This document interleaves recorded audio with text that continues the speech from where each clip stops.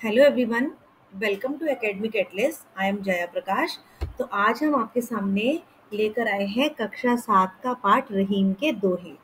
इसमें रहीम जी के दोहे हैं जिनको हम भावार्थ के साथ समझेंगे। ठीक है, तो पहला दोहा है, कही रहीम संपत्ति सगे, बनते बहुत बहुरीत, विपति कसौटी जे कसे, ते साचे मीत। तो इसमें रहीम जी क्या कहना चाह रहे हैं कि कहीं रहीम संपत्ति सगे। रहीम जी का कहना है कि जो हमारे सगे संबंधी होते हैं, जो हमारे रिश्तेदार होते हैं, हमारे संबंधी होते हैं, वो एक संपत्ति की भांति होती है। संपत्ति यानी एक ऐसा धन जो हमें मिला होता है, हमने खुद से कमाया नहीं होता, हमें अपने पूर्वजों से मिला होता है। तो हमारे जो सगे संबंधी होते हैं वो भी उसी संपत्ति की भांति होते हैं।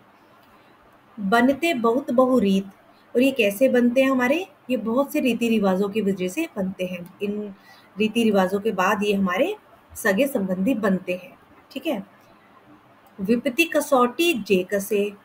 विपत्ति मतलब कोई भी मुसीबत, कोई भी परेशानी जब आती है तो उस कसौटी पर ये कैसे हम परखते हैं उनको, तेई साचे मीत। लेकिन जब हमारे ऊपर कोई विपत्ति आ जाए, कोई विपत्ति आ जाए, कोई मुसीबत आ जाए या कोई कठिनाई का समय आ जाए, तब जो लोग हमारे उस समय काम आते हैं, जो लोग हमारा उस समय साथ देते हैं, वही हमारे सच्चे मित्र होते हैं।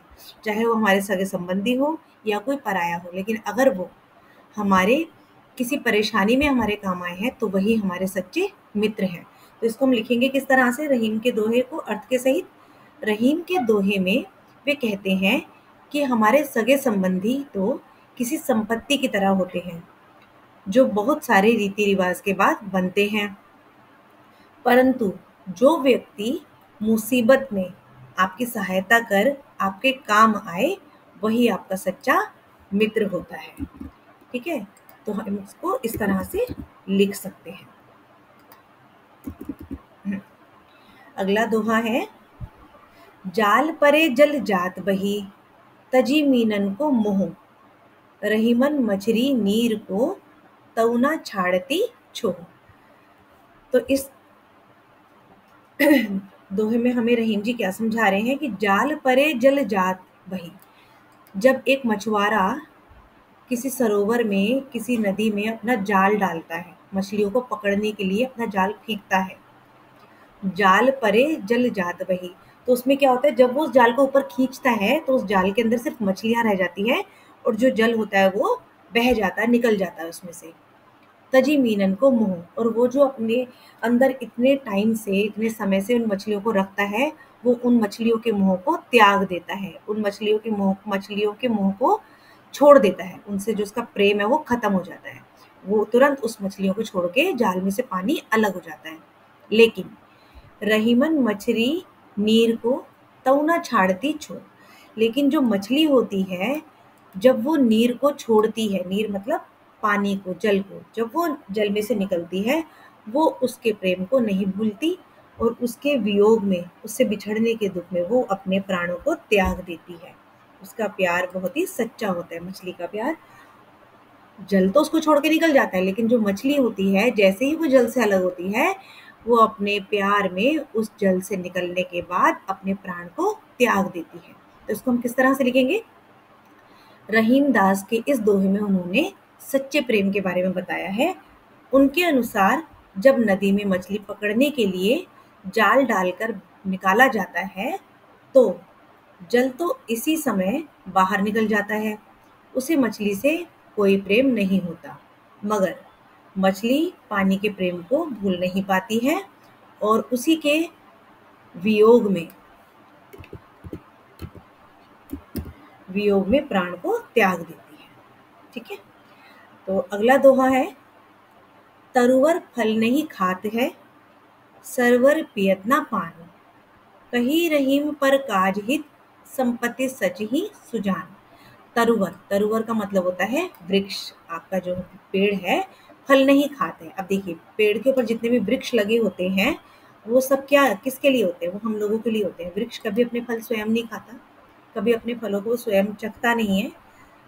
सरवर पियत ना पान, सरोवर जो होता है, नदी या तालाब जो होते हैं, वो कभी अपने पानी को खुद से नहीं पीते हैं, वो हमारे लिए बहते हैं।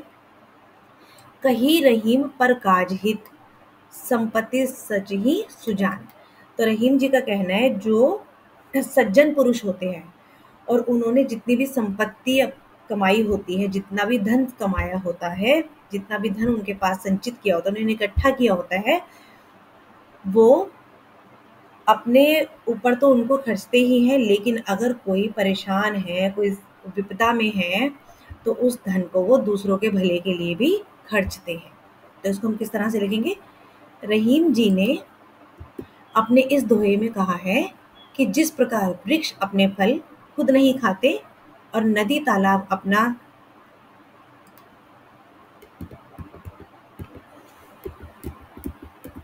पानी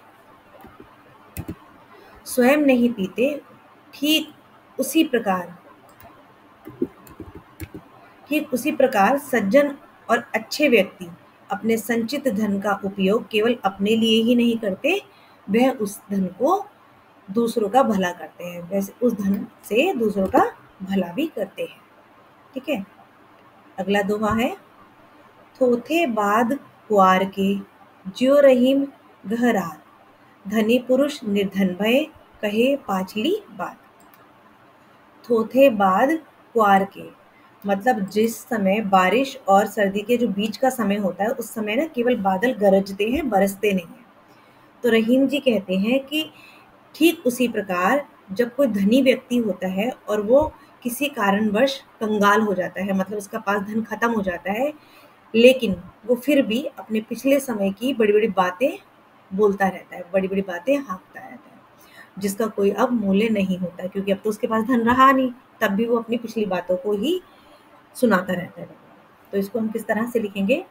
इस दोहे में रहीम जी का कहना है कि जिस प्रकार बारिश और सर्दी के बीच के समय में बादल केवल गरजते हैं, बरसते नहीं हैं, इसी प्रकार कंगाल होने के बाद अमीर व्यक्ति अपने पिछले समय की बड़ी-बड़ी बातें करते हैं, बड़ी-बड़ी डींगे हाँकते हैं, बड़ी-बड़ी बातें करते हैं, जिनका कोई मूल्य नहीं होता, क्योंकि वो तो पिछली बात है ना, अब तो वो कंगाल हो चुके हैं, लेकिन वो फिर भी अपनी पिछली बातों को ही गाते रहते हैं, उनका कोई मूल्य नहीं होता।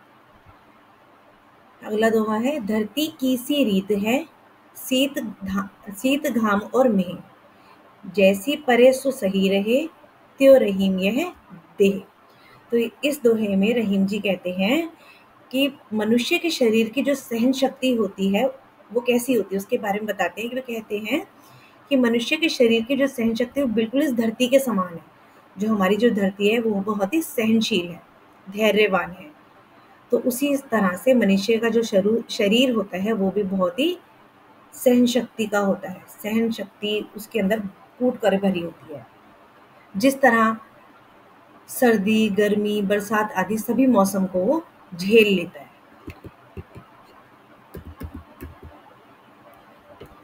इसी तरह जिस तरह से धरती सर्दी, गर्मी, बरसात हर मौसम को झेल लेती है ना, इसी तरह से हमारा